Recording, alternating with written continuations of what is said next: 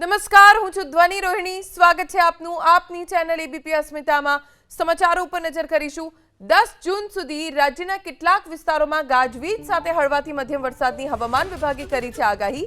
આજે કચ્છ, રાજકોટ, જામનગર, મોરબી, સુરેન્દ્રનગર, પોરબંદર, ભાવનગર, જૂનાગઢ, અમરેલીમાં છૂટાછવાયા સ્થળોએ ગાજવીજ સાથે હળવોથી મધ્યમ વરસાદ પડી શકે છે.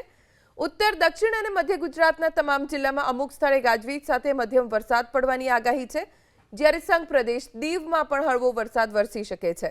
તો દમણ, દાદરા અને નગર હવેલીમાં ગાજવીજ સાથે મધ્યમ વરસાદની આગાહી છે.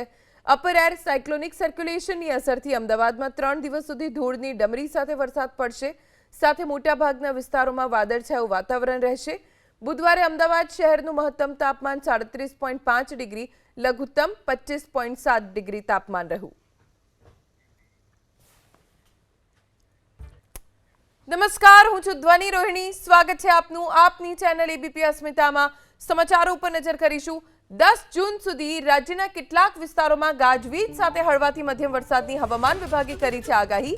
આજે કચ્છ, રાજકોટ, જામનગર, મોરબી, સુરેન્દ્રનગર, પોરબંદર, ભાવનગર, જૂનાગઢ, અમરેલીમાં છૂટાછવાયા સ્થળોએ ગાજવીજ સાથે હળવોથી મધ્યમ વરસાદ પડી શકે છે. ઉત્તર, દક્ષિણ અને મધ્ય ગુજરાતના તમામ જિલ્લામાં અમુક સ્થળે ગાજવીજ સાથે મધ્યમ વરસાદ પડવાની આગાહી છે.